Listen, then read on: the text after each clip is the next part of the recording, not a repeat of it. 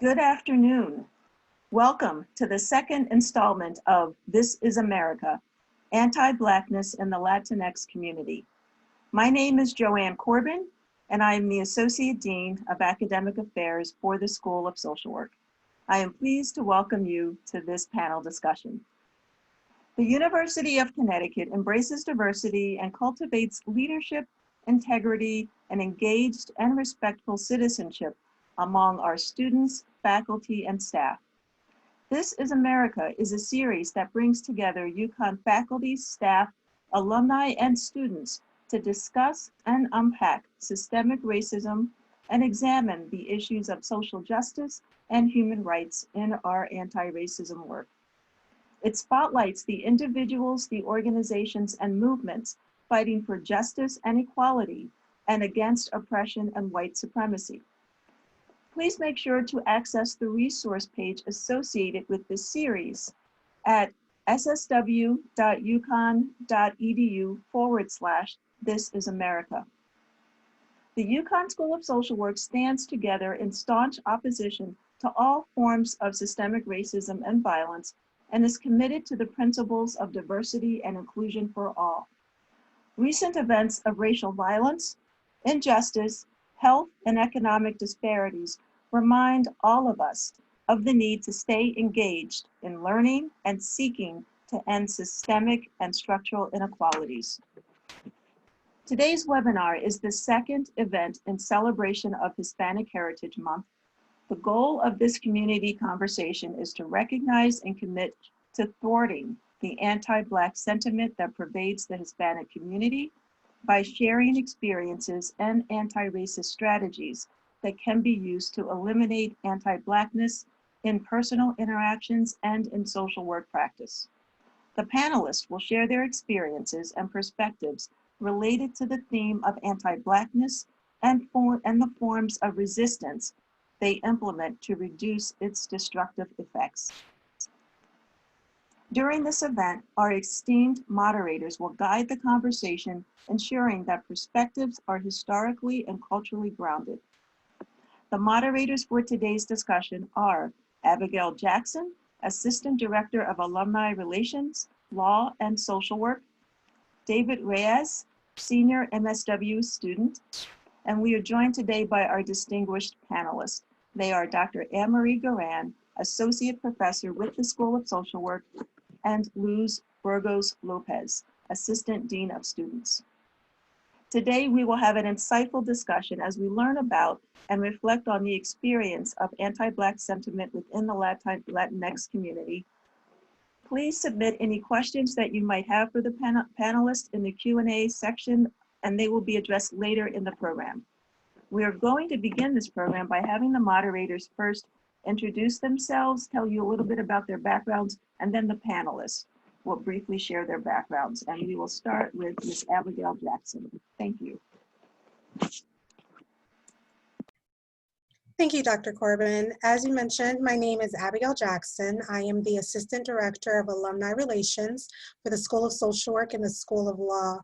I have been with the UConn Foundation for almost 3 years, and I'm so excited to be here. Although I do not have Latinx heritage, I am of Haitian American heritage, and I'm excited to be a part of this conversation as a Black person who does not identify as Latinx, but has a connection with the anti-Blackness movement.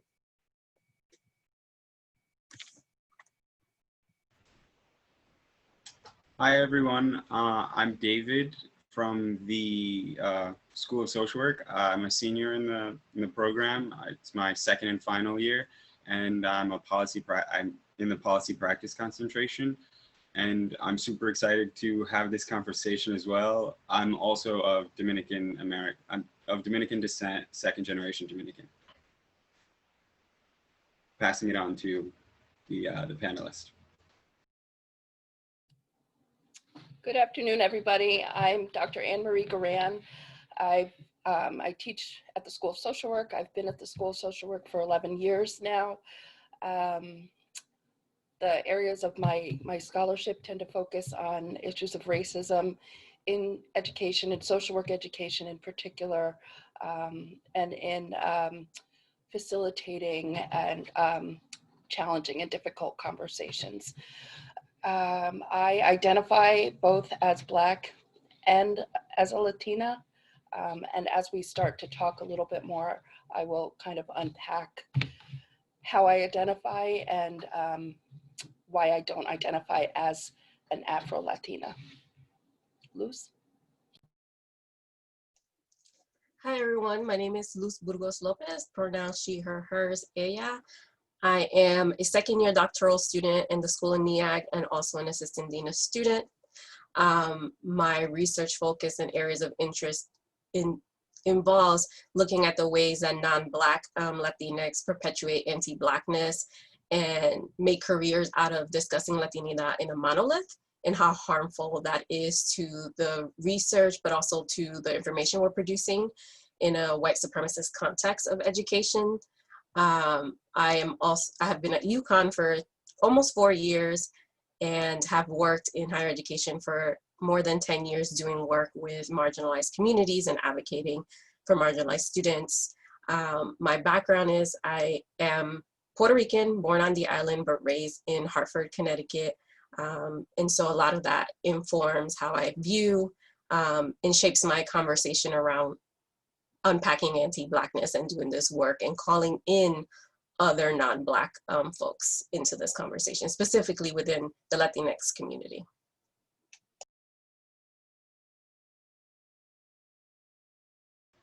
So thank you so much for everyone having introduced themselves. We'll move on to one thing that we try to practice in this and having this conversation is building solidarity while also thwarting the anti-racism that persists in, or the anti-Blackness that persists in the Hispanic community. We had representatives from two countries where like there's been historically like racial tension, which is like Dominican Republic and Haiti. It's the two representatives on the panel, myself, being the facilitators, myself and Abigail, where we represent the Dominican Republic and Haiti, and we just want to symbolize that there is some like solidarity building going on here. But I'll move on to the first question now.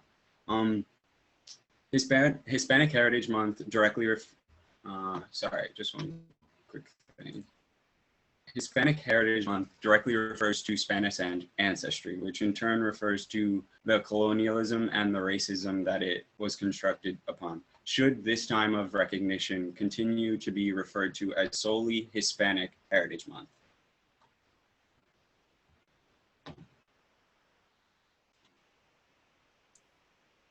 Luz, if you could start off.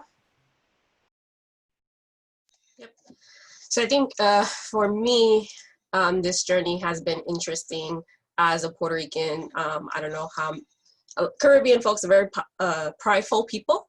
And so when you tell us what we are, we tell you where we're from in our island. And so that has gone through like my mom telling me I'm Puerto Rican. Obviously through my experience in the academy and doing research and being in community with other Latinx folks, Hispanic has a tradition, like Hispanic and Latinidad were all constructed from census and then the US, right? So it's all constructed by white understanding of who this group of people are. And so I'm always hesitant to participate or even engage with organizations who use the term Hispanic, because it's a very definitive centering of Spaniard colonization and speaking Spanish. And when we think about the different generations of Latinx folks in the country and education, there was a history of not teaching Spanish to your children, which that was part of the process of assimilation. And so this notion of Hispanic being really centered on language is a form of anti-Blackness and is a form of white supremacy, because then when you get into conversations about who speaks the better Spanish, it is never anyone in the Caribbean, right? And so that is also notions of like the Caribbean being seen as more Black in some ways, but Blackness is global and is everywhere in Latin America. And so I'm always for the effort of decentering the colonists and the folks who colonized us, because they have taken so much and shaped so much of who we are that I think it's time for us to determine who we are as a people.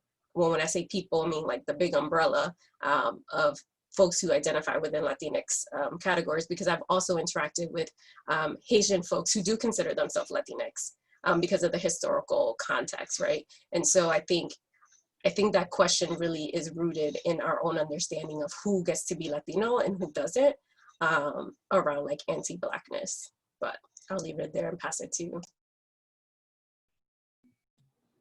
So I agree with what Luz is saying. I think that in this time of us really starting to scrutinize identity in a different way and it becoming much more of a national discourse than an academic discourse, although it lives in both realms, I think that this is the time to be looking at the effects of coloniality and or colonization, and also really re-examining our terms and the ways that we construct our identities, or better said, the ways that our identities have been constructed for us. And so I think the same way that we are taking down Confederate monuments and looking at the names of schools and buildings and the ways that the Confederacy has been woven into our history, I think this is the time to really try to understand a little bit more what the implications are of being identified as Hispanic and all of the historical baggage that comes with that. It also brings up some interesting generational arguments because, you know, my mother was Puerto Rican and would never refer to herself as a Latina. She was Hispanic. And that has, you know, a generational implications of how she was raised to see herself. And she really didn't understand when I referred to myself as a Latina because it was something that, you know, just the young folks were doing. But I think over time, there's starting to be more of a, by global, I mean just kind of far-reaching understanding of the implications of using Hispanic versus using Latino, Latina, Latinx in terms of identity. So I do think we need to explore and examine and maybe really be more mindful of when we're using the term Hispanic. Thank you, Dr. Garran. And I'm glad you brought up the concept of identity. So our next question is, how do you identify yourself within the Latinx community and why? You can start, Dr. Garran. Yeah, Luz, it's okay if I go first, yeah. So I identify myself, as I said, as Black and as Puerto Rican. My father was Black with no Latin blood in him, and my mother was Puerto Rican. And so for me, I identify very strongly with both aspects of my identity, my race and ethnicity, in large measure because to negate one or the other would negate the existence of one of my parents and their lineage and their ancestry and my ancestry, which I'm not willing to do. But it's also because we are so often put, we as BIPOC folks, folks of color, are often put in the position of having to choose and having to say that we are one or the other, because it's hard for folks who are not folks of color to understand the ways that we choose to hold on to those different parts of our identity.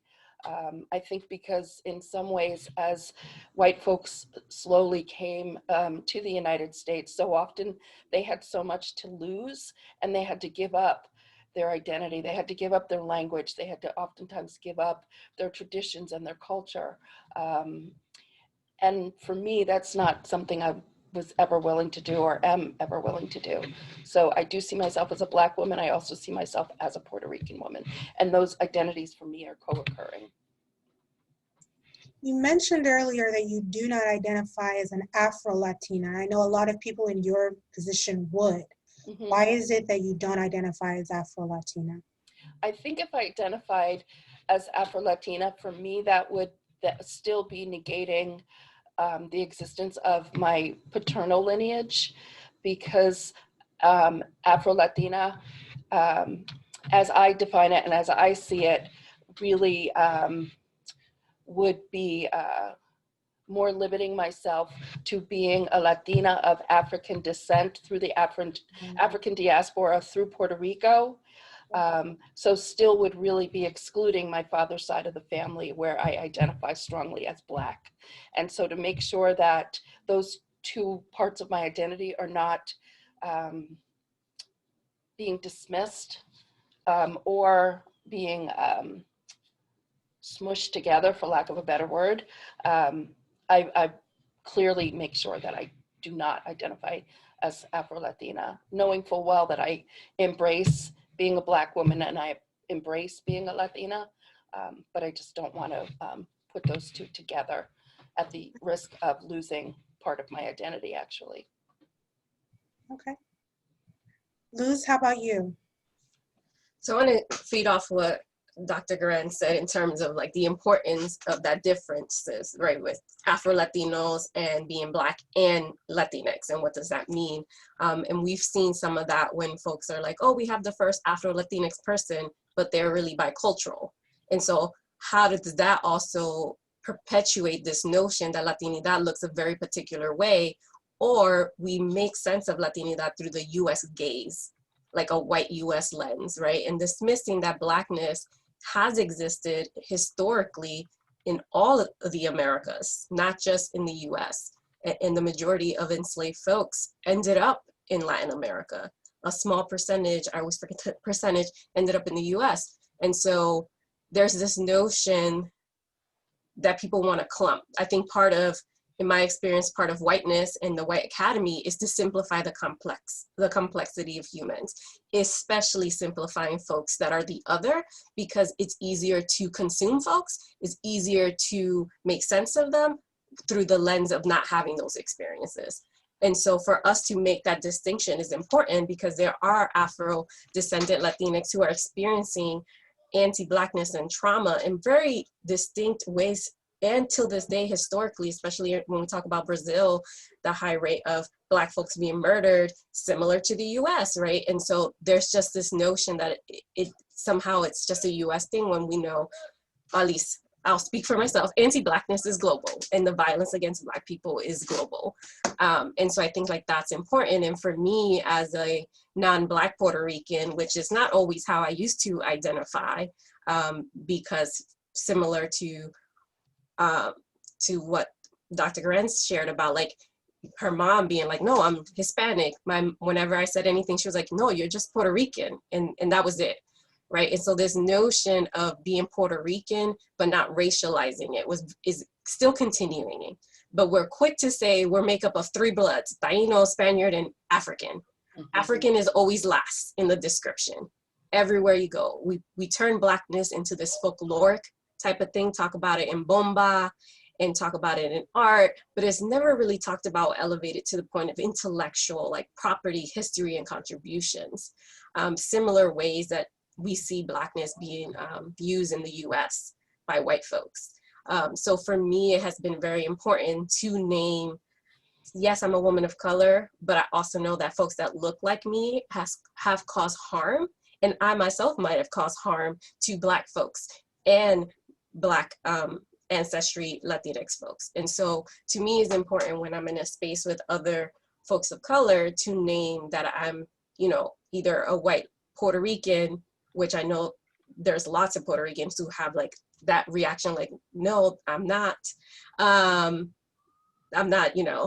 white, right? But whiteness still works in a very particular way in terms of power in Latin America as well.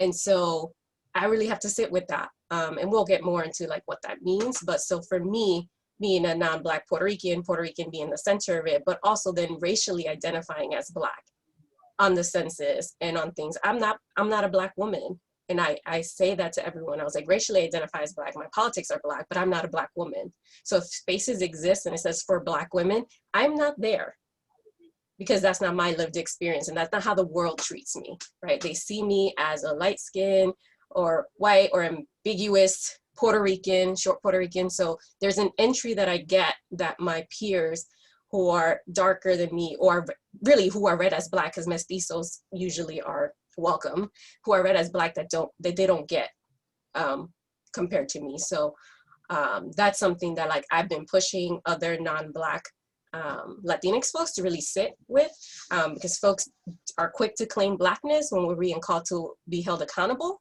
and Taino-ness, but no one's quick to claim whiteness, only when it privileges them into getting closer to whiteness, but not when it comes to accountability. Okay, thank you. I mean, you guys are already giving us so much information. I'm so excited for this conversation. How is the term Latinx used against Black and indigenous folks? And how does colorism play a role in that? We'll start with you, Luz, this time. You're on mute. I'm coming back. So Ann Marie was sharing to maybe define Latinidad, and there's so many definitions in terms of Latinidad, but usually Latinidad is like a global definition for folks who have some kind of ancestry or connection to Latin America and the Caribbean, and that does include Brazil and Belize and places that don't, and Haiti, that don't speak Spanish, because not all of the Spanish was colonized, you know, in the same manner. So that's the tension, right, with the Hispanic. It's so centered on speaking a language, but a language is not the defining factor of a people that are so diverse racially, culturally, and with language, especially when we're thinking about all the indigenous and African rooted words and languages that are still spoken in in good chunks of the Americas outside the US. So I know Latinx has been, I always laugh every time the argument comes up, and I know folks probably make some enemies, because we're so quick to launch onto this idea to protect la raza, the race, to protect Latinidad. But what we fail to see is that we're protecting the whiteness of Latinidad. For example, Sábado Gigante, I don't know how many people are familiar with Sábado Gigante. I forgot his name right now. Don Francisco, right, Don Francisco, he is German. He's a German refugee that came to Latin America and learned Spanish and was embraced by the Latino community as a symbol of Latinidad, right? Then on the other side, we have Lupita Nyong'o, who was born in Mexico, who speaks Spanish and says like she identifies as, you know, a Black woman, but also has some connection to Mexico. And people are quick to be like, well, that's not, she not Latina. But Don Francisco gets to claim that, right? And so this interesting way that when we're talking about Latinx is really about protecting this colonized language, and so much of like, oh, Latinx erases, dilute it, but the word Latinx did not start in the academy, did not even start in the US. It was used by activists in Latin America prior to that. It was already being used, and the first place that it was documented in a journal article was in Puerto Rico. The first time it was used, right? And I'm in a group of Puerto Rican folks trying to create some think tanks together, and we talk about how there's this absence of wording around like sexuality, and how do you make that and claim that, right? So people are also, it's like this tension of being caught up or protecting, you know, cis folks, but also protecting Latinidad in a very particular way. And so we have to really interrogate that. And so when you look at those arguments, I would challenge folks to really look at like, what are people saying when they say we're protecting what, and what Spanish is seen as the right Spanish? Because I know my Spanish is not seen as the right Spanish, right? It's usually Argentina and Mexico. And then there's like Colombia, right? And two of those countries have historically passed laws to encourage Eastern Europeans to come to their countries to be more white, right? Like to mejorar la raza, to make the raza better, right? So there's a history connection when we try to bring up roots of language, of culture, when it's really rooted in a particular type of like elevating Spanish whiteness is what I call it. But it's still very much connected to Eastern European, of like the one drop rule in the US, except in Latin America, we've really talked about like mixing, but it was about mixing the Blackness away and the indigeneity away to create this powerful race that was really more centered around Eurocentric ideas and features.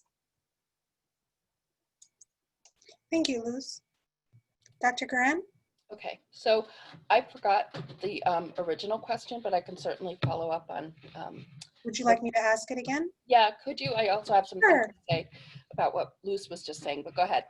Okay, yeah, so how is the term Latinx used against Black and Indigenous, against Black and Indigenous folks, and how does colorism play a role? Mm-hmm. Okay, thanks. Mm-hmm. So I think I could speak to the colorism piece first, which is that, colorism plays a huge role in Latin communities. And Luz certainly alluded to some of that before in talking about her experience as a white passing Latina and what that means and what that gets her essentially, and what circles she can move in and out of more easily than say I could because of my dark skin. But all of this is rooted in just early thinking about color. And so, I just impress so much upon folks to really, really know our history, because from the beginning of time when slaves were being brought over, when Africans were being brought over and enslaved in Latin America and in the United States, colorism played a factor in who was assigned where, and also, sorry, I just lost my train of thought, but darkness was not seen as something that was desirable, and because slaves were working in the fields and were working in the heat and the sun, they would get very, very dark very, very quickly. And those folks were seen as far less desirable in a lot of ways than lighter skinned folks. Lighter skinned folks were protected, were assigned in a hierarchy, were assigned different roles where they were allowed to be in the home and maybe were in the kitchen or tended to children. And so this hierarchy is something that we have internalized for centuries, and it spills over into the Latin community, because the Dominican Republic had slaves 200 years before the United States had slaves. So these ideas of colorism had already taken hold, and it still has a big impact today. If you look at media, the way that we tell folks in the States to look at media and to see how, for instance, when reports are made about violent crime, they're almost always made to reference African Americans or young Black men, or we'll hear the description of somebody that is on the loose, and we'll always hear that they are Black and wearing X, Y, and Z. We rarely hear that about lighter skinned folks or about white folks.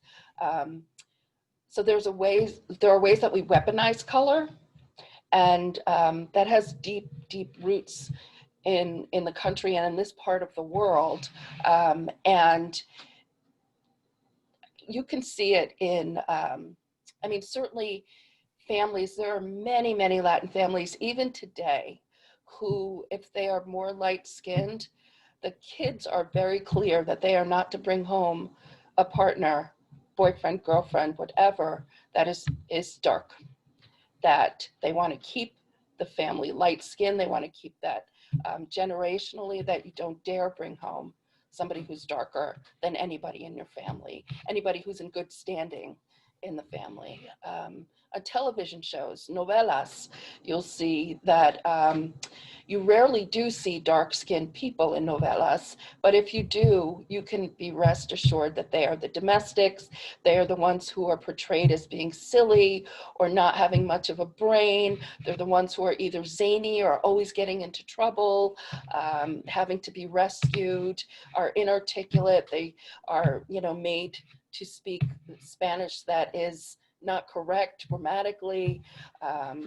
So we see this colorism for decades and centuries, and it's still something that is really prominent in Latin America today. Can I jump in real quick, Abigail? Yeah. Yeah. So I'm trying to watch like questions and comments, right? And so when I'm thinking about colorism, right, I want to make sure that we center Blackness and indigenous folks, right? Because oftentimes, I know someone asked like they're very light skinned and not read as Latino enough, right? That is true, that does happen, right? In terms of people policing Latinidad, but more often than not, people like me will get entry and acceptance a lot faster than folks who might look like Anne Marie in that conversation. So when we're talking about colorism, it's also very important to decenter whiteness in that conversation, because what's happening of Latino enough, we have to ask our question, is that related to racialized experience and their understanding? Is it related to their cultural understanding? Because there's like cultural tests, like, do you know how to dance salsa? You know, whatever. Or some people assume if they've never met a Puerto Rican, they'll start talking about tacos. And I'm like, I'm Puerto Rican, I know tacos, but I eat like rice and beans mostly. And so I think it's important that as we talk about colorism and how that affects, is who are we welcoming? And I'm thinking right now, I don't want to censor this person, but this Jessica character from George Washington University, who for a long time pretended to be various notions of Blackness, right?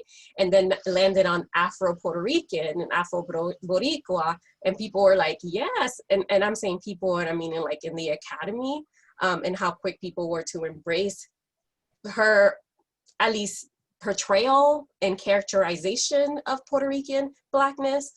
So, you know, colorism is there, but be mindful of what I call like white fragility.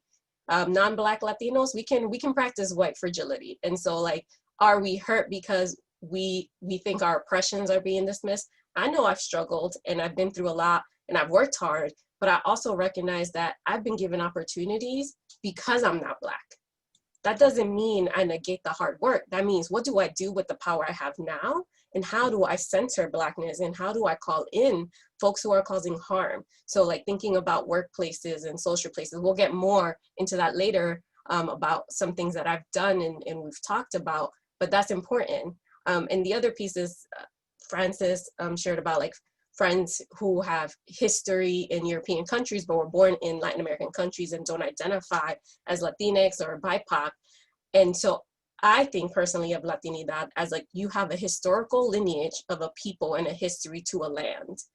So just because you were born in a particular place, that's more about citizenship and more about access to resources and power and money in that system than it is about a historical knowledge of land and the difference of tracing your people and understanding that there are many Black folks who can't trace their people because of, you know, transatlantic slavery. And so really is, where does your roots begin and where are you from?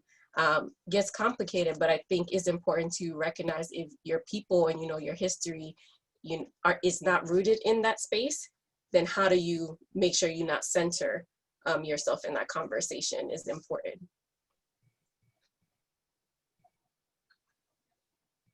I just want to add one piece to what Luz said, which is, I think, around the colorism piece, and partially in response to one of the comments we have in the chat, is that, you know, oftentimes one of the really big problems with colorism too is this idea of credibility, and the idea that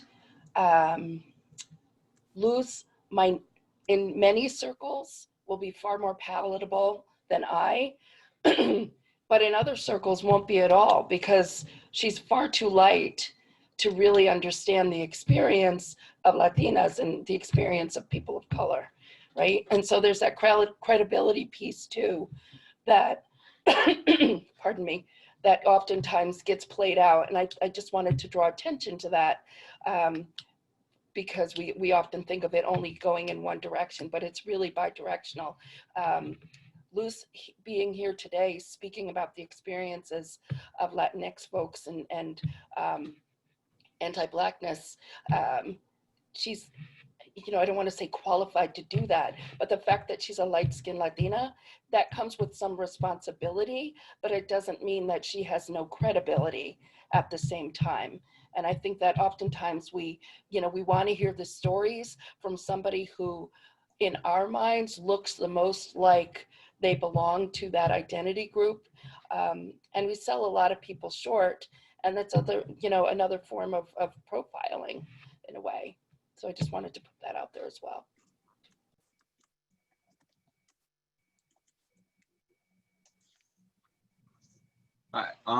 So it's awesome that this conversation has been so lively, but we're going to move on to the next question. So what does it mean to be anti-Black in the Latinx community? Like, how is it manifested? And then why is it important to unravel the discrimination that exists and pervades ideologies in the Latinx community? So I know like I'm looking at the time and we have lots of questions. So I'm going to try to answer that in multiple forms from the previous questions that we have. And so I think often, and as Ann Marie said, like it can go both ways, but I want to once again challenge us to be thinking about how my role in this conversation is not to tell Black Latinx or Afro-Latinx folks about their experience. My role is to say, how am I perpetuating that, and how am I deconstructing that, and how am I calling in other non-Black Latinx into this conversation? Because there's nothing that I can say that Black folks will be like, oh yeah, you are illuminating me.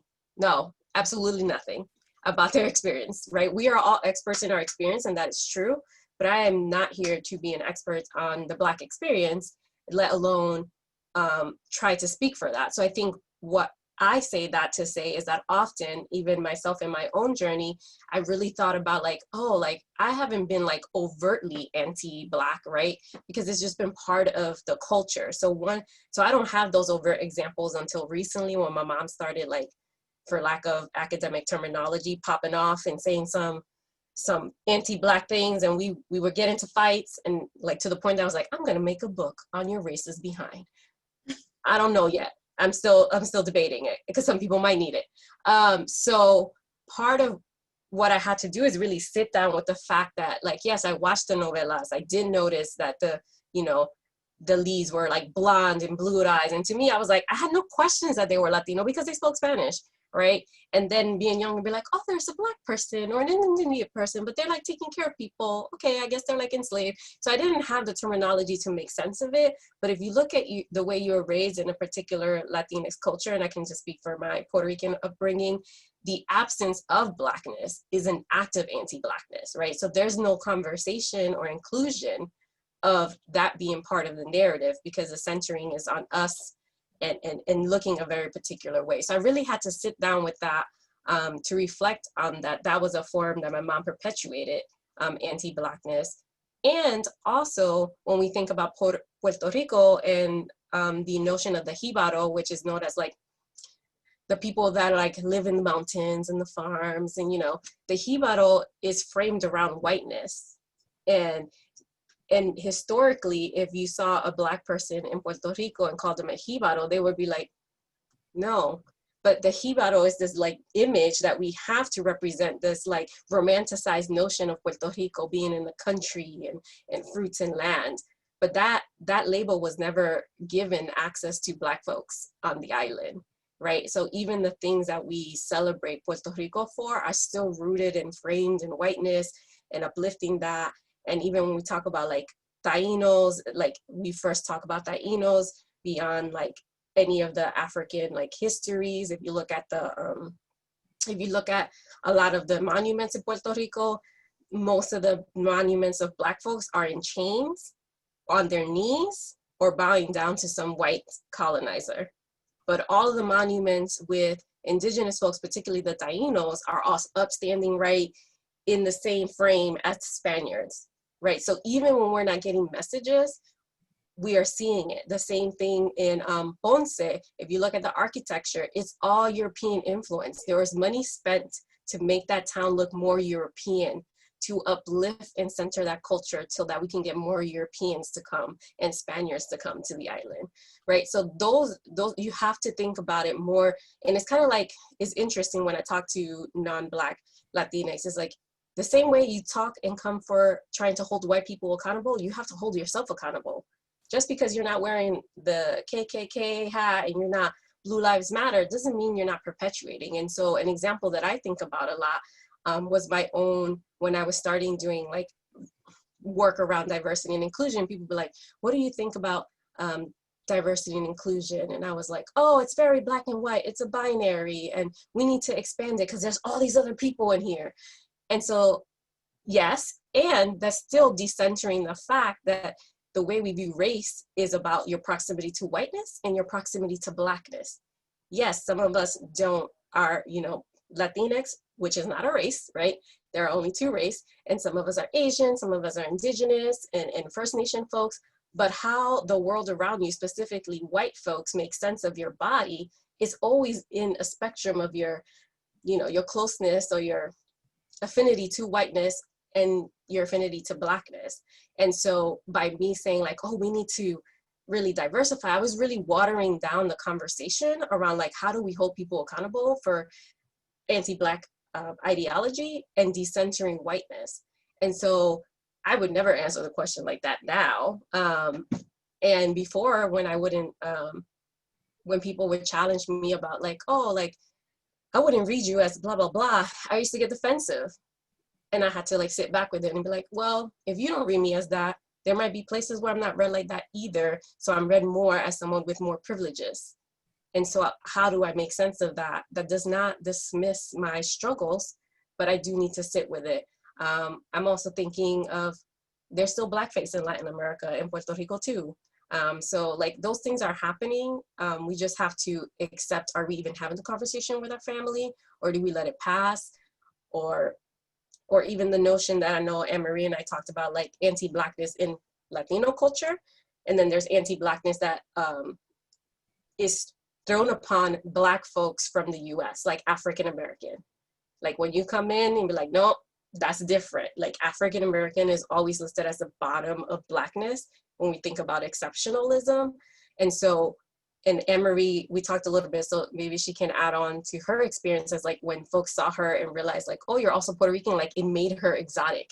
It made her better in some way.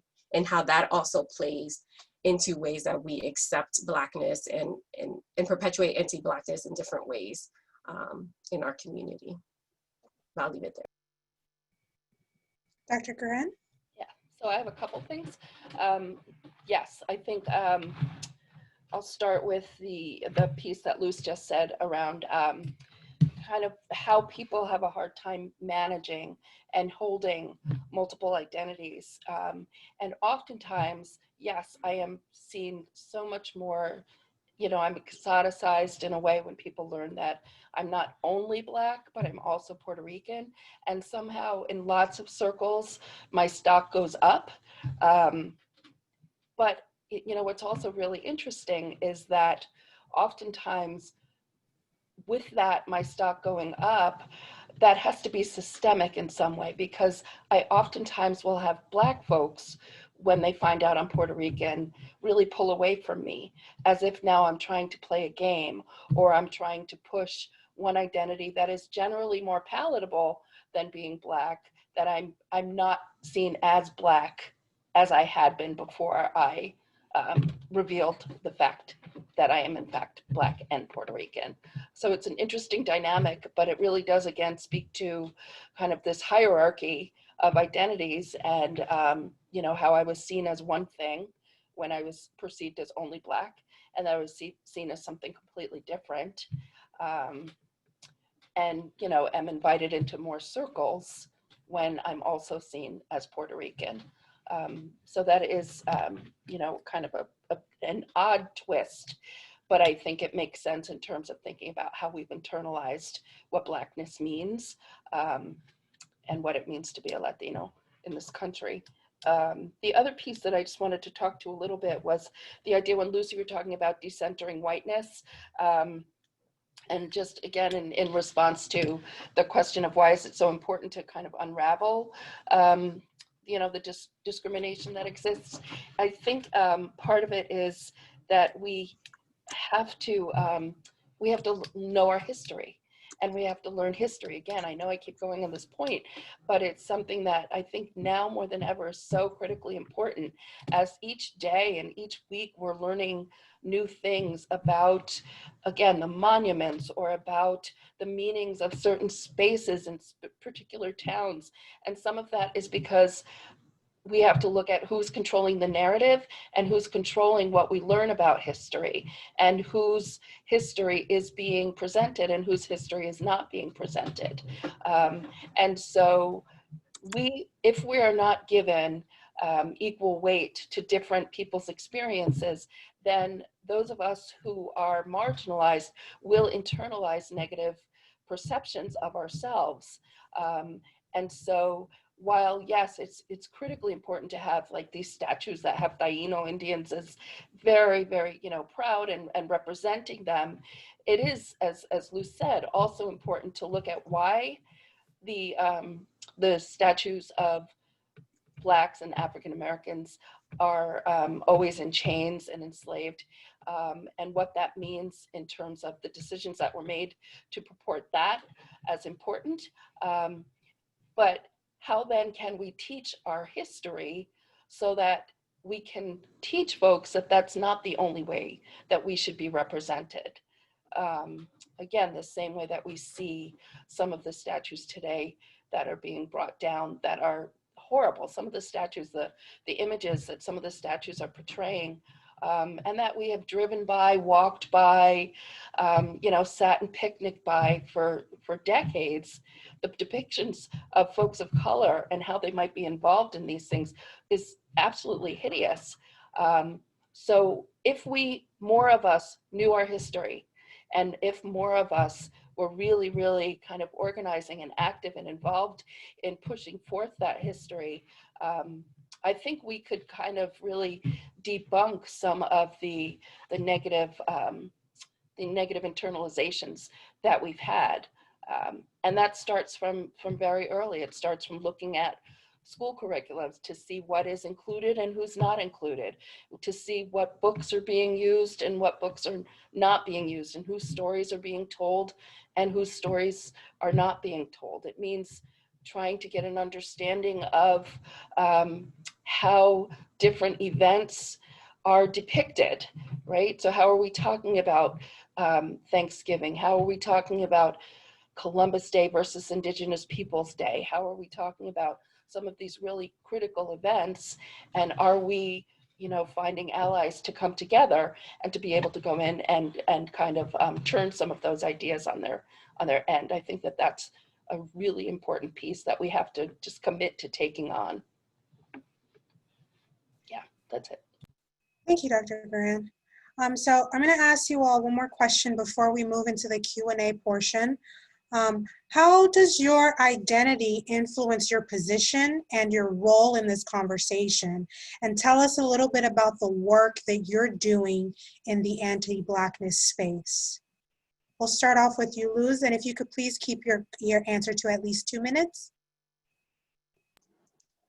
So I think I started alluding to this already as a non-Black Puerto Rican, the importance of dismantling Latinidad and the protectiveness that comes from folks who want to be counted. For example, like as I've done this work, I've sat in meetings with other Latinx folks, Asian folks who have said, if this happened to an Asian student or a Latinx student, the school will not be responding. That was their response to institutions finding ways to be held accountable for their Black violence, right? And so we're here fighting for space in white supremacy because that's what white supremacy wants us to do, right? Anti-Blackness reinforces that. It's an arm of white supremacy. So for me, my role is to make other Latinx folks uncomfortable, to ask questions, especially non-Black Latinx, to be like, why are you centering yourself? How can we hold you accountable? And are you having these conversations? And are you turning it into action? And so some examples can do, so some of the things that I've done is recently I was invited to do some workshops from some institutions, and I told them I will do it if you let me get a co-facilitator, and I made sure to tap Black folks because I had access to that network that wasn't going to tap these folks that I knew had knowledge. And then I also made sure that they got paid the same amount that I got paid, And in that, I also carried a little more of the work, because I do realize that the intellectual and emotional labor is more on Black folks than it is for me. But how do you balance that? You have to be in true, the folks that I tapped, I'm in true, close, intimate relationships with. Like, we are our family. And so for me, is not just tapping any Black person just to be like, look, I did a thing, is do you honestly have meaningful, emotionally connected relationship with other Black folks? And if not, why not? And do they see you as someone that can support them? The other thing that I've done is I started a Facebook group called Non-Black Latinx in Higher Education to unpack anti-Blackness. And so that's a space that I'm curating and co-creating with other folks to focus on anti-Blackness and whiteness within our community, but to call us in and to show some vulnerability, because I think sometimes we think if we show that, like, we might have been transphobic, anti-Black in the past, somehow we can't change. But really what I'm concerned is with your actions. And so in that space, I do welcome Black, Latinx, Afro-Latinx to join, but they're not held accountable for policing or holding people accountable. That's like our job and my job as a moderator. The other piece is I make sure to decenter myself from organizations that center whiteness. And so most of my mentors are not, I didn't have Latinx mentors until recently, but I'm also very intentional about like expressing my Black politics and why that is rooted in the work that I do. And so there are a lot of Latinx, even in New England, that get praised to do a lot of things that I don't say anything negative about them, but I just don't rock with them. But if I'm in the space to critique their work, I will.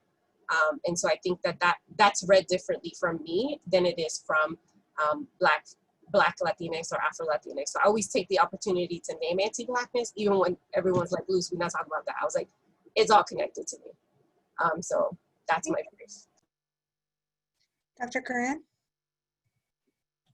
Yeah, so I'll just quickly add a couple of different things that I'm doing. I'm largely kind of in the mindset, very similar to Luz and what she's doing, and the ways that she's trying to raise awareness. I think because I'm a full-time academic, that a lot of that work for me happens either through my writing or in the classroom in my teaching. And I think that I don't love using the term transparency, but I think that transparency now more than ever is really critically important. And so, you know, I know when it wasn't so popular to talk about these things, my students of color would sometimes accuse me of like letting the dirty laundry out, because I would talk about these isms and within our communities, because they are things that we don't talk about necessarily, that we've internalized, excuse me, and that we live by, but we don't really make them manifest. So I really do feel like, you know, part of what I do is to encourage that critical consciousness raising and to really think about why is that, and why isn't that, and why were these people included and why were these people not included, and pushing past, oh, I don't know, there were no you know, Afro-Latinos around, or there were no dark-skinned people around, or to really push through that and to try to understand a little bit more why that is. You know, the other thing is, I think because you know, I look the way I look, but I also do come from a point of privilege because you know, I'm a university professor, I have a Ph.D., I've been educated at very good schools and institutions. And so I am also mindful of having to leverage that in some ways, but also looking, as I do, working in a predominantly white university, that there's a you know, a fine line that has to be walked at times. And I think that sometimes I'm more successful at that than other times. And sometimes it's easier to walk that fine line, and other times it's not. In some ways, I actually am, how do I say this? What I'll say is I'm using the time that we are not present as a community together, you know, in our departments. I'm using that time to kind of rework my commitment and rework how I'm going to be advocating and talking about these things, because I think the last 7 months have been so activating and so highly triggering in so many ways that I feel like I have to rededicate and figure out what that's going to look like, and make sure that it's palatable enough that I keep my job, but also that I'm being honest and true. And that's a tough line, I think, these days more than ever, certainly for me. So I am using some of this time to really think about what my commitment will look like, whether it's in meetings or in the classroom or in the community, and how I will continue to be an advocate for these things, how I will continue to question myself and do my own work. And part of that is I have to stay gainfully employed to do that and to have the platform that I have. So how do I kind of separate the personal and the professional, and how do I also bring those together in a way that feels authentic to me, and not alienating, but can be alienating, but not too alienating. So those are just some of the things that I'm kind of playing with in my head right now. So, well, I know that we are gonna Go ahead, Luz. jump in. We're gonna jump into some more questioning, but I also want to point out that the way that Anne Marie is thinking about her work is right, negotiating and being palatable. Because as a Black woman, those are decisions she has to make, right? So for my non-Black folks and white Latinx, because I just read that white passing, that's a whole nother conversation, because you really can't pass as white. You're either white or you're not. Like, people are going to read you. If you want more information on that, look up Radio Caña Negra, Black Afro-Latinx folks talking about it. But how do we show up in those spaces to make people uncomfortable? So I always say, like, I'm not going to be the best friend of a lot of Latinx scholars in higher education, because I'm there to challenge us to be more nuanced. And to be better at the work that we're doing. So my thing is, what am I risking? What is on the line? So if I'm doing work and I'm not thinking like, crap, am I gonna get fired tomorrow? Am I really doing this work to create systemic change as someone who has access to more privilege because I am not Black? Or am I just doing it so that I can say, look at this thing I did, so I can get praise, right? So what is on the line? And that is scary, I understand that. But I have also benefited so much from whiteness that I need to be willing to risk as a non-Black person. I appreciate you making that distinction, Luz. We're gonna jump into the Q&A because we are a little short on time, and I wanna make sure that we're at least get to acknowledge these 4 questions that have been posed. The first one is, what steps can social workers take? And Dr. Garran, I'm gonna ask you to answer this question. What steps can social workers take to prevent anti-Blackness in Latinx community? And do you think microaggressions play an integral role in anti-Blackness? So I'll start out with you, Dr. Garran, if you can answer this question before we move on to the next one. Okay, so for the second piece of it, yes, I think microaggressions definitely play a role, an integral role in all kinds of racism. So certainly they play a role in anti-Blackness as well. And, you know, the same way that we're trying to raise our awareness of the ways that Latin sentiment, anti-Blackness with Latinos figures in our lives, we certainly, one of the things we want to be paying attention to is microaggressions and when we're committing them, because I think that has a big piece in this. And I think looking at all anti-oppression work, microaggressions have a piece. Hold on, sorry, what was the first part of the question again? It just left. What steps can social workers take to prevent anti-Blackness in the Latinx community? Mm-hmm. I think part of it is, you know, as Luz and I were both talking about, it's exposure and exposing oneself and going into spaces where one might not normally go, and but participating, not going in these spaces to be voyeuristic, but going in these spaces to participate and use aspects of one's privilege that that one can use and put forth. But also, it's about bringing other people along. So it's not work that, you know, it's solitary work in that we have to come to an understanding for each of us, but it's also work that should be done in coalition. And that I say for all anti-oppression work, that it needs to be done in coalition, and that you need to bring, like-minded enough people on board, but it doesn't have to be that everybody is completely in the same, mindset, because that doesn't help then in terms of kind of advocating and teaching advocacy to other people. Mm-hmm. Yeah. Thank you. Mm-hmm. Luz, I'm going to ask you the next question.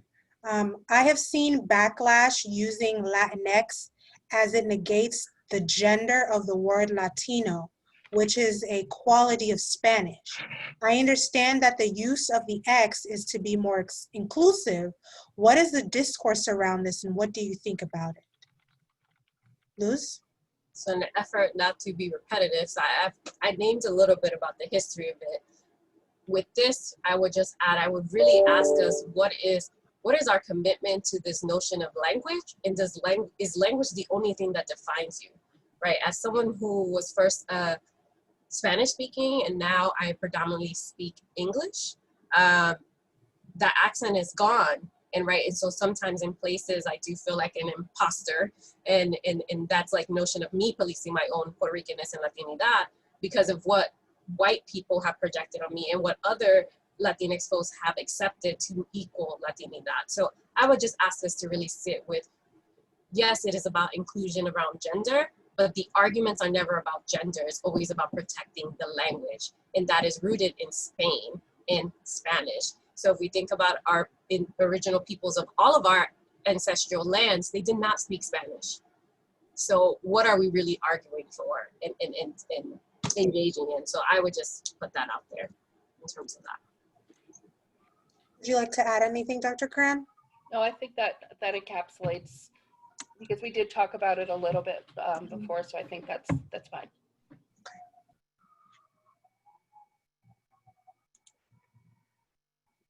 So I'll ask the following two questions. This person says, thank you for sharing your perspectives and relationship with Black and/or Latinx culture. I think colorism is a big factor in prejudice and discrimination against people of color. Often I'm not perceived as Latino enough because I'm very light-skinned compared with other Latinx people. What do you think we can do to challenge and dismantle colorism in the workplace, social spaces, and the academy? If you both can answer this, please. I think initially, excuse me, people have to be made aware of the fact that they're engaging in this, behavior of colorism. The same way that people are unaware of, say, their microaggressions, or unaware of their implicit bias, people aren't even aware of the fact that they are kind of operating under the gaze of colorism, and that they are, in the ways that people are referred to. I know, whenever one of my relatives on my Puerto Rican side of the family has a baby, for instance, one of the first things that they want to know is, what's the color of the baby? How dark is the baby? That's almost one of the first questions. Even still, nobody's had a baby this year, but in the 21st century, in this time, that's still one of the things. And when I start to push back and say, well, why are you asking that? Why do you? Oh, I just need to know. Just need to know. It's not going to be an easy road if they're dark. We don't want them too dark. And this is coming from my own family. And so I think it's about awareness. And why is it that you don't want them to be so dark? And what does that mean? That is a huge piece of it, because if we're not aware of how we've internalized all of these messages of white supremacy, then we're not going to be able to move past them.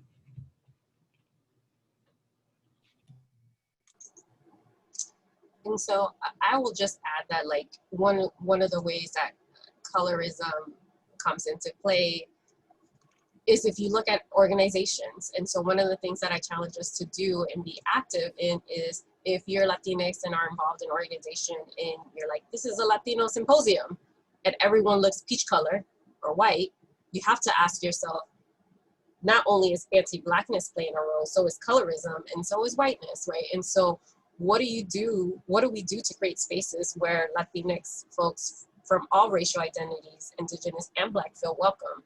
And so I know that I have Afro-Latinx friends who don't go to Latino events because when they see Latinidad, they read that as white. Because when you look at who is in leadership of those organizations and who's involved, they all look like me or lighter than me. And sometimes I don't even know they're Latino because until they speak Spanish, or they use their Spanish in very interesting ways at certain times. And so you have to ask yourself, is that, what are you doing? Who are you placating? And most likely they're placating whiteness in this notion of like Latinidad and who gets to be Latino. And so I would just push us to really think about like what organizations you're part of. And so like, I know that I'm in a group of Puerto Rican folks who are creating this organization. And the reason we were brought in together was because of the erasure of Blackness and the history and contribution of Black Puerto Ricans in Puerto Rican culture. And so our work is to dismantle and talk about whiteness and anti-Blackness in this world, particularly as a colonized island and how that works. And so you have to find your ways to challenge those parameters of colorism, and they're all influence and who gets access and who's palatable and who gets to talk. The lighter, even if you're read as Black, if you're lighter, we all know folks are more willing to accept that or dismiss that as someone being biracial, and they could just be Afro-Latinx. But that's an easier category for the white imagination to imagine.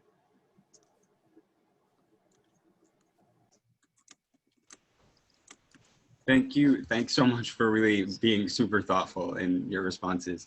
So the next question is, there's also an issue that you can pass for white as a Puerto Rican. And I think you mentioned something about this earlier, Luz, but do not identify as white, and your internalization of being Puerto Rican causes conflicts with others. People may comment, "Oh, don't act Puerto Rican," or "You don't act Puerto Rican." So, what are your thoughts on that?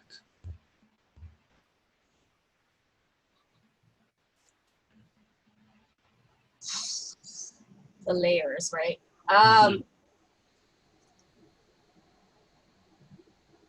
This one is challenging for me to answer, only because my first response is the way, just because I've had conversations with multiple Latinx folks who are read as white, who have this aversion to being identified as white. And so I really want to sit with that and say, okay, someone says you're not Puerto Rican enough, I know that hurts. And often I get told, because there's a lot of slang I don't know anymore because I just speak in English all the time now. But I still want us to sit with that. Like, why is that make us uncomfortable? And why do we go, we are willing to fight as a Latino community for folks who look a little more white than we are for folks who look Black. And so to me, why this question is really hard is because I want to honor that hurts and that it's a real process to not be accepted in your community. But we often, even in this conversation right now, we're centering whiteness and we're supposed to be talking about anti-Blackness, right? And so a lot, not a negative projection on anyone, but that's just the way that we are taught to center ourselves.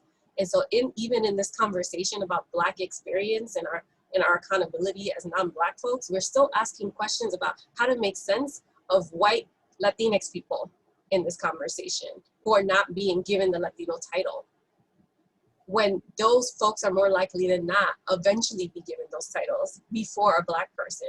So I think that's where I'm struggling, and I just want to be transparent and call us into that and sit with it, because I also don't want to center non-Black folks in a very particular way to be like, yes, your feelings are valid, and you still need to be held accountable about like, when is your time? And so this is when I encourage folks to go into, speak to other non-Black folks.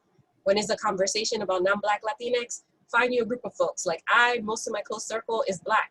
And I was like, I need to make a different group and stop talking to them because I know they love me, but like, they don't need to deal with all that. And so I did. I found a group of people who are non-Black and who want to talk about anti-Blackness and how we perpetuate it. And so that's where I'm sitting in. and really asking myself questions when I say like, oh, this isn't about me. It's okay if it's not about you right now, because how many times it was before it became mainstream to talk about anti-Blackness. And who gets more credit to talk about anti-Blackness? Look at panels. Someone mentioned that non-Black folks have been writing about anti-Blackness. Yes, and those are the first people to be called to panels to talk about the Black experience. And who get rewarded for it? Black folks do not get rewarded for talking about this in the same ways that non-Black Latinx do. Thank you, Luz. Recently, I facilitated a diversity and inclusion. This isn't me, by the way. This is another question. Recently, I facilitated a diversity and inclusion one-on-one to a group of Latinx employees who are blue-collar immigrants working on the front line in a service organization that had a discrimination event where Black customers were denied service and the police were called. What struck me as interesting was the high level of anti-Black sentiment across this group. Do you know of any community-based efforts being made to bring those outside of higher ed to influence the learning journey of people who are just doing their best today to have this racist backdrop? So that was a mouthful, but essentially the work was being done with a group of blue-collar immigrants, and there was an incident where Black customers were denied service and police were called, but there was an anti-Black sentiment among this group of immigrants. And do you all know of work being done outside of higher education? I can't say specifics, but yes, there's a lot of work being done, grassroots community work being done around these issues. Like Luz is putting some information in the chat. And like she mentioned in the chat, we will have a follow-up email that will have a lot of these resources in them. But that is a very good question. I appreciate you for asking. There's a national organization called Standing Up for Racial Justice, SURJ, and they have groups all over the country in different cities, large and small, and they sponsor a lot of community events, do workshops and trainings and those kinds of things. But there are lots of community organizations that have information about these kinds of things. So we can provide some context. It also might be helpful just to know if the person who posted that question could say where are they in Connecticut, are they in Hartford area, or what part of Connecticut, or what part of the Northeast, or wherever they are. Mm-hmm. Yeah, and I would just say, I think also, I want us to challenge our notions of knowledge and production of knowledge. Because if you literally go on Twitter and Instagram, there are so many Black activists, Afro-Latinx folks dropping so much information and resources that like literally Twitter has become my other classroom. And so I would also challenge us to be, one thing that I did a few years ago was that my feed was predominantly Black experiences and Latinx experience, right? And they're not mutually exclusive because you can be both. And so then I made it a point to find more Asian voices, more Indigenous voices, because I was not getting that. And through that, I've been able to connect different ways of knowing and being, but also being exposed to different forms of like information and resources and strategies that are not in the academy. And I will tell you right now, and maybe Ann Marie can disagree or agree with me, the real work is being done by folks on the ground, and they're more successful than anyone in any academy. Anyone in any higher ed giving you diversity 101, I can tell you right now without going to that, it's not gonna work. Because this work requires deep, deep work rooted in vulnerability, rooted in you building relationship and fostering long-term discomfort. And those one-offs are never going to get that. And if you don't have trust in community, it really negates any other work that you could do. Yeah.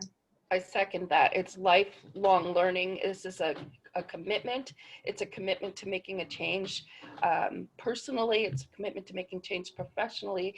It's a commitment to making change in your community, in your relationships. This is not just something that you read one book and then you're good to go. There are lots of different layers to really, really embracing this work and kind of digging deep into it. Awesome. All right, we have one more Q&A and then we're going to ask a final question before we wrap up. Can you speak to anti-Blackness in Latin American countries outside of the Caribbean, where there are larger indigenous populations as opposed to Afro-Latinos?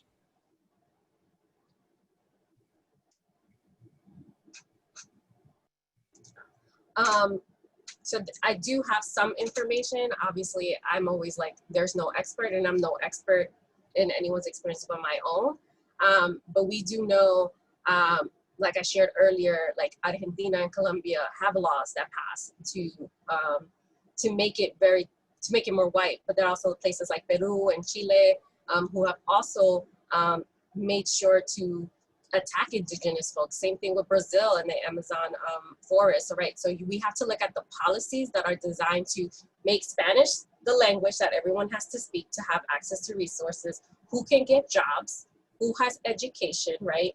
And indigenous communities are not seen as formal educated because it's not Eurocentric enough or American-centric enough in the education system. So a lot of those policies are what's driving that anti-indigenous rhetoric, and continues to do so, and in the way that they treat women in those communities and take advantage of them and their labor to work for non-indigenous Latinx folks. So like that is happening.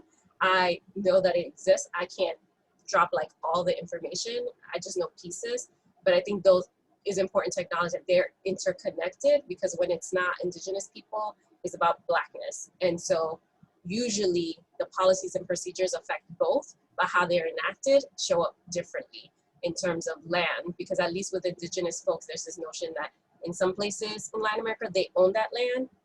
There's no understanding that Black folks have ownership of anything, their property, even in terms of access to resources and existing. So I think that's where a lot of the land rights and water rights in Latin America is really rooted in anti-indigenous practices.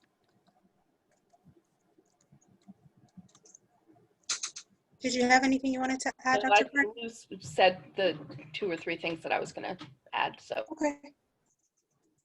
So I did say we had before we ask the final question, there is one more that I wanted to touch on. What are some of the ripple effects of anti-Blackness in the Latinx community? And how is anti-Blackness perpetrated in systems that govern society?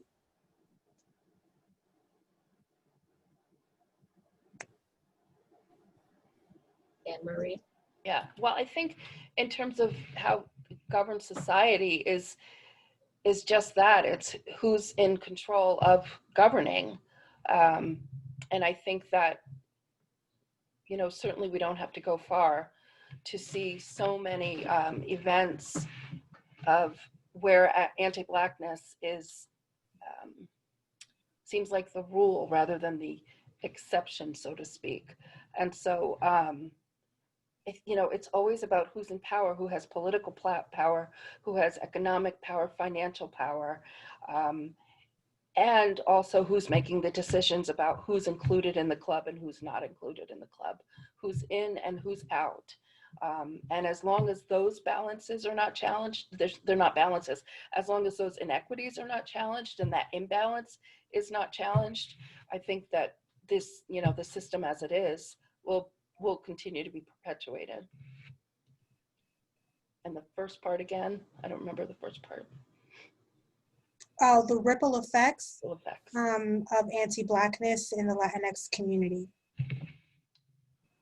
Well, I mean, I think the ripple effects are largely things that, you know, we spoke about earlier, which are, you know, I think that one of the things that folks in power tried to do with lots of communities of color is to turn the communities against one another. because if communities of color are fighting against one another, then we're not paying attention to the bigger picture of what's happening.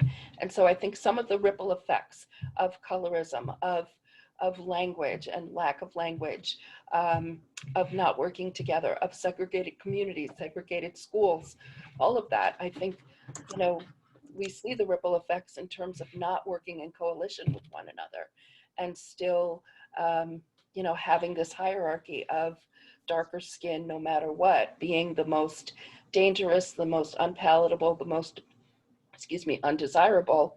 And that continues. And as long as that thinking and that sentiment continues, then I think it's going to be harder to form coalitions and to come together and work together. Luz? Yeah, I would just add like the other pieces. The ripple effect is like this creation of a monolith of Latinidad, of Latino people, which then creates this this conversation around who gets to be Latino and who decides that, which is what partially I feel like a lot of this conversation has been centered around. And so I think about research in the implications and the census. If you're like, oh yeah, Latina women make this to the dollar, right? But did we disaggregate that data? Did we talk about, within that context, are we talking about Afro-Latinx, Indigenous Latinx folks? Because there are also Asian Latinx people, right? That breakdown will look different, but it's easier to make this call to, we've become comfortable with racializing Latinidad in Latinx identity. Latinx is not a race, it's a people, right? And so that then creates this very like simplified version of how to help and also advocate for Latinx people that then creates false outcomes, because if what I need versus what my Afro-Puerto Rican people need, it's gonna look different based on the experiences and how the world treats us. And so we also see that the ripple effect, and I would challenge everyone to look at the organizations you're part of that are Latino-centric and who's on the leadership. And we all know that if you know someone on the leadership, they're more likely to tap you. And so I have seen mostly white Latinx and non-Black Latinx, whichever one you feel comfortable with, they tap other non-Black people because that's their version of Latinidad, someone who looks like them, right? And so what are you doing to challenge that? And so that's the ripple effect, that we still then center whiteness and don't add nuance to diversity and accept this US-centric categorization of a people that's diverse racially, culturally, and in language. And then try to make sense of our identity in that, and then try to box ourselves because we're not fitting into whatever stereotypical representation we think we need to manifest. All right, so first I'd like to thank the panelists for this phenomenal conversation. I think I've learned a ton. And then thank the guest for coming along and joining us on this conversation. But before everyone heads out, I just wanted to kind of ask the panelists for a few takeaways, but first kind of pose what I sort of gathered as some of the keywords that like popped up. It was like to challenge, to interrogate, to examine, and then it was just like addressing discomfort, which isn't a keyword, but phrase. But please share the key takeaways in the conversation and what we should be doing to learn more and to really engage this social change work. Well, I mean, I'll start and just say one thing is really just kind of what Luz just said about asking questions, that we're so used to taking things at face value that we don't want to peel back the layers of the onion and look for complexity where there often is. So like she was talking about with the data and disaggregated data, that it's not enough to just hear that Latinos believe this, but we have to figure out who, and we have to ask those questions. When we're doing the research, we have to make sure that we're asking those questions, but we can also, you know, demand that of other people who are providing us with the research. And just also asking questions about the stories that we were told when we were younger and how we are trying to understand those stories, to understand if they are accurate, if they're true, if they were based in a particular point in time, if things have changed since then, and if they have, why are we still believing in those stories and not questioning those stories? That we have to not always accept a narrative as the be all end all, but to understand that things shift and change over time, and that, you know, our parents or grandparents or whomever are the folks who told us these stories were telling us those stories from their positionality, their experiences at their particular time, but that, you know, things have changed. When my mother was growing up, she wasn't allowed to speak Spanish at home. Her parents would not speak Spanish to any of the kids. My mother was one of 8. And the only reason that my mother knew how to speak Spanish and all her siblings did is because their grandmother lived upstairs, my great-grandmother. And my great-grandmother would not allow the kids upstairs to visit unless they only spoke Spanish. So for years, she only spoke Spanish to them. Because my grandmother and my grandfather were so set on assimilating and not standing out, that they, you know, were willing to give up that part of their culture. And so, you know, they could have walked away just thinking that there was something wrong with speaking Spanish in public, because that's what my grandparents always used to say. But we have to think about that and wonder about that and think about the historical moment in which those stories were told. Luz? I would say like a major takeaway for folks who are not Black is to really sit and think about, how do we take up space and center ourselves in a way that minimizes the histories and the stories of Black folks in these conversations. And so I want to challenge us to really lean in and say, I say this to white people, find yourself a group of white friends to talk about whiteness. Find yourself a group of other Latinx folks who are not Black who want to have this conversation. Because they're out there. We are in siloed and we think we're being unique and innovative, but we might actually be perpetuating by not being more vocal, right? And so really leaning into that and accepting that if someone challenges you, sit with that. In terms of a Latinidad, ask yourself how many times when you think of Latino people, who comes to your head first? Most likely it's not an Indigenous person, most likely it's not a Black person, right? And so like, that's deeply rooted in us.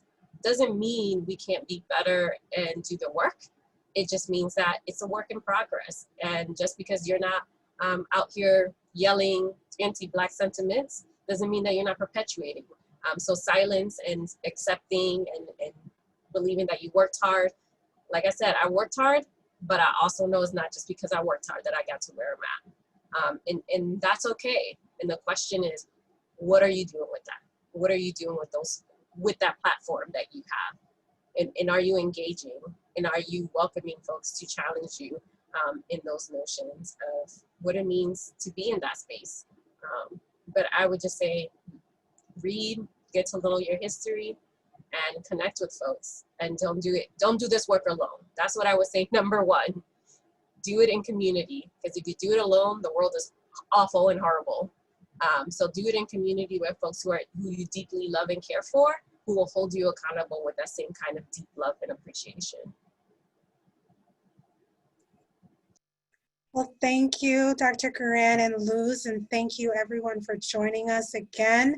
This has been a wonderful conversation, and we look forward to continuing this conversation in the future programs as well. But thank you so much, and we just hope that everyone enjoys the rest of their day. Thank you. Bye.